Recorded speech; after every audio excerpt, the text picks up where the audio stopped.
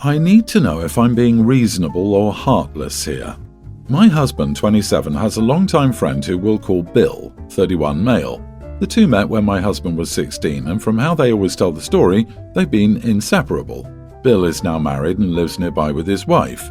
They announced their pregnancy a while ago, and my husband was absolutely overjoyed for them. He would visit as often as possible, and honestly it seemed like he was single-handedly funding the baby's wardrobe and nursery. Unfortunately, we got bad news. Bill and his wife were understandably devastated, and so was my husband. I got it, he was watching his best friend go through something unimaginably painful. He was often gone for long periods, comforting Bill because not only had he suffered this loss, his marriage didn't seem to be holding up very well either. The loss occurred 3 months ago. Now, this is where I might be a huge idiot, so I'm in desperate need of judgment. I empathise entirely with Bill and his wife still needing time to recover, but my husband is also still acting as if this is fresh. Not just in the way he's still comforting his friend during his free time or excusing himself to take hours-long phone calls, but the intensity of his emotions. I caught him crying about a week ago, and when I asked him about it, he got angry with me and said it should be obvious. I was surprised to be met with such malice over a simple question, so I tried to gently suggest that therapy might be beneficial. He was feeling this loss like it was his own, and I didn't find that very healthy. In fact, I'd been concerned about him for a few months, if I was honest, but had no idea how to broach the subject. The conversation that followed didn't go well, and my husband said his emotions were perfectly normal, and maybe I was just lacking in empathy. He's been avoiding me since. Am I the idiot? Not the idiot. Your husband is unusually enmeshed here, like weirdly so. I don't think his relationship with Bill is entirely platonic. Have you seen Bill and his wife recently? If you've been distancing yourself, I'd say it's time to go when your husband does so you can judge just how things are between the three of them. Whatever it is bothering your husband, it's clear he's grieving much more than a friend's baby. I saw them a few weeks ago. His wife seemed very distant from Bill, but she was kind to me. We talked for a while. Bill and my husband spent some time alone while she and I did. She's coping decently well, but their marriage isn't holding up very well, as I said. That's troubling her. I agree with you, your husband is acting like he actually lost a baby. Being empathetic is one thing, but this does seem a bit over the top. Either there's more to this story, and I hope there isn't, or he does need to speak to a therapist to work out why he's so enmeshed with his friend. I mean, they met when OP's husband was 16 and Bill was 20. While that's not completely unusual, combined with the unusual level of emotional attachment, it is concerning. I'm not into jumping to conclusions, but it seems as if Bill and the husband are more than friends, and the husband is devastated because he and Bill were going to raise the baby together after Bill leaves his wife. OP, are you sure this wasn't your husband's baby? Secret donor? Affair? Maybe it's just me, but I'm hung up on this. Your suggestion of therapy is right on. I'd be incredibly surprised if my husband displayed the behaviour you describe. You checked in on him with a simple question, and it seemed to have triggered him, causing a blowout. I don't think his relationship with Bill is entirely platonic. Everyone's talking about toxic masculinity needing to be erased, and men should be encouraged to have close friendships and show their feelings more. But you're gay if you do this, though. Oh, just screw off. Agreed. Of course, the friend is still grieving. OP's husband is a good guy, experiencing normal empathy when a friend experiences something so unbelievably tragic. OP is insane thinking everything should go back to normal in 3 months. You are the idiot. Support your husband emotionally so he can support his grieving friend. My 19 male girlfriend, 18, got her license about 3 months ago, but last week was the first time I'd been in the car with her while she was driving. My car was in the shop and she came to pick me up from work, and on our way back she decided to stop at a gas station. We pull up to the machine, she looks at me funny for a moment, doesn't say anything, and then gets out of the car and starts pumping her gas. When she got back in the car, I asked her what the funny look was for, and she said, "Really? How do I have a man in the car and I'm the one pumping gas?" "Because it's your car and you're the one driving." She says, "Wow, and you're not even a little bit embarrassed? Watching your girlfriend pump gas in the cold while you're sitting in the nice warm car listening to music?" I say, "No, I was actually quite comfortable, and if I wasn't here, wouldn't you have to pump the gas by yourself anyway?" She says, "But that's the point. You're here. A woman should never have to pump gas while a man's in the car.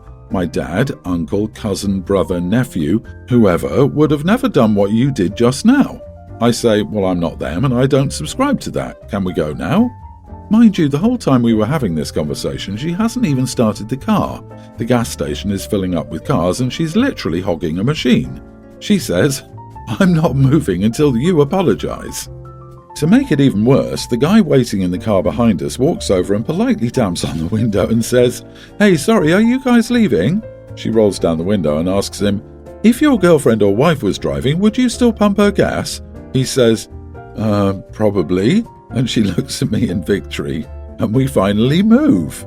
She says, Seriously, don't ever do that again. I probably should have let it go, but I couldn't. No, if we're in your car and you're driving, you're pumping the gas. She starts going off again until I can't take it anymore. I get out and start walking down side streets to a friend's place. She's following me, calling my name and my phone, but I ignore her and eventually lose her when she gets stuck at a red light. Since last Friday, I've been getting all sorts of angry messages and texts from her friends about how I'm not a real man for not pumping gas, and even my friends were telling me, yeah man, you should always pump the girl's gas, it's just principle. That whole week was finals week, so I didn't really pay too much attention to what they were saying, but finals ended yesterday and I'm home now for Christmas. My extended family is all here, so I decided to ask them if a guy should always pump gas for the girl. I'm confused because all the men are saying yes, but all the women say that while they appreciate the men doing it, they can also do it by themselves, even when a man is in the car. They're all still arguing downstairs and it's getting pretty heated, so I decided to write to you guys to ask, am I the idiot and should I apologise? It's not idiotic to have expectations in this situation. In my wife and I's case, we expect the passenger to pump gas, no matter which of us it is.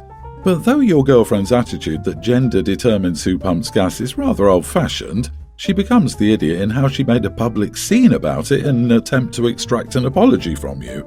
You are not the idiot, she is, and I can't imagine wanting to continue a relationship with Miss Red Flags. Take it as the red flag it is and dump the princess. If you have expectations of your partner, you communicate them. Don't drag the world into your argument and invite them to berate your partner. It's not about the gas anymore, it's about who she is. I'm sorry, but I'm giving you are the idiot. She did you a favour and you couldn't return the favour. You made her go out in the cold while you sit in a nice warm car. Manners, dude, manners. Yes, I can pump my own gas, but it's nice for you to do it and it costs you absolutely nothing to do it. But I'm from the South and I'm like Blanche from Golden Girls regarding feminism. I don't want to be treated as your equal, I want to be treated much better than you. I, a female teen, have 3 siblings, a female tween, a male tween and a younger female tween. My dad also discovered that he had another kid, a teen female, from before he met my mom. He and my mom got married fast. His new kid moved in and my dad made me share a room with my twin sister so his new kid could have her own room. Something important to the story is that my dad has a temper. He would never hit us or anything, but he yells and it's scary. My mom has talked to him about making it hard for us to talk to him or be around him sometimes, and he always said he'd work on it, but never did.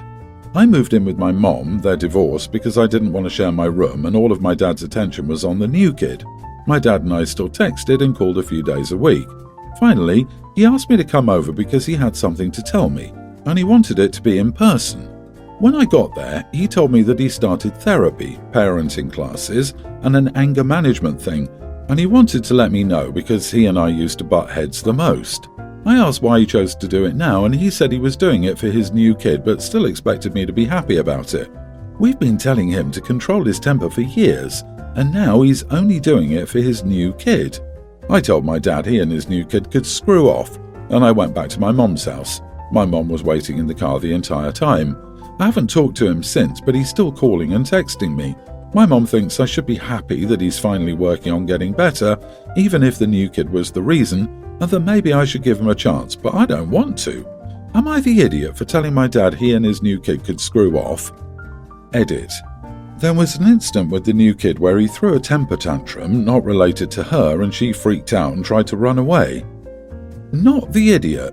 What he thought he said, I'm getting better, you should be happy and praise me. What you heard, and he actually said, I'm getting better finally because of my other child. You weren't worth getting better for, but she is, so you should be happy and give me a cookie anyway. Tell him that. Tell him he flat out told you his other child was worth doing the work to get better for, but you weren't, and that hurts, and that just furthers his psychologically abusive behavior towards you.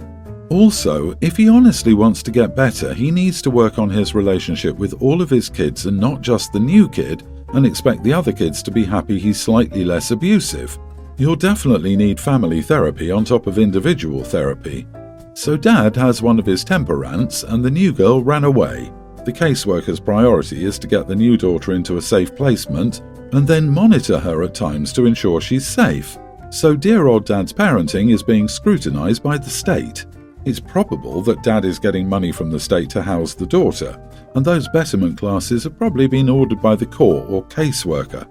OP, I'm shocked that your mom is pushing you to reconcile with your dad just so she can go back to having just weekends with her kids and not having you with her full time. She doesn't seem like a good parent either. I would look into a grandparent taking in you and your siblings because your dad is putting all his energy into his long-lost daughter while forgetting the rest of you. I, 39 female, have a teen daughter. For her birthday 3 months ago, she only wanted a dog.